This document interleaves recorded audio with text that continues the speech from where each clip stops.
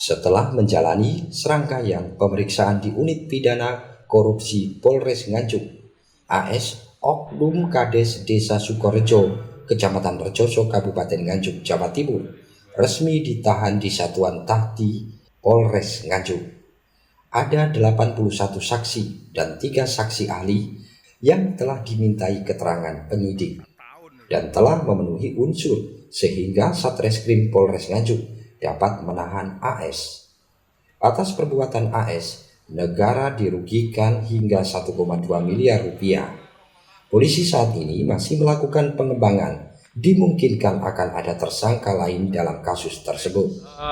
Terkait penanganan kasus tidak pidana korupsi yang kita tangani, yang laporannya sudah masuk dari bulan November ya 2022, di mana hasil audit Inspektoratnya Nganjuk menyatakan bahwa ada kerugian negara, ya, kerugian kurang lebih 1,2 miliar. Ya.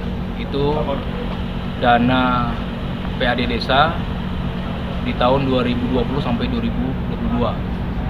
Kemudian berdasarkan hasil pemeriksaan saksi-saksi, alat bukti yang sudah diperoleh, keterangan saksi ahli, berikut juga dengan hasil audit ya, yang menyatakan bahwa ada kerugian negara kurang lebih 1,2 M.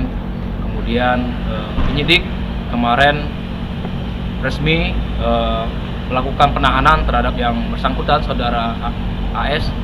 Kemudian kita akan proses detail, ungkap ya siapa lagi yang terlibat terkait ini, mungkin bisa jadi akan berkembang. Kita mohon doanya supaya ini lancar, segera bisa dikirim berkasnya tahap 2, tahap 1 dan tahap 2 ke kejaksaan untuk bisa disidangkan. Sementara ini 1 orang yang kita tahan, tapi memang masih berproses tindak lanjut. Siapa saja yang berperan, yang terlibat pasti akan kita proses sesuai dengan bukti-bukti dan saksi yang ada.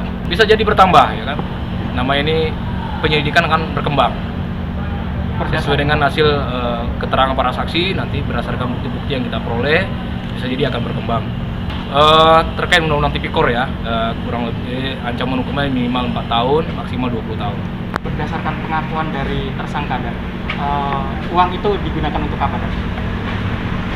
Kalau uang digunakan banyak kepentingan pribadi ya. Dari Nganjuk, Haryadi Suwandito, Garda TV.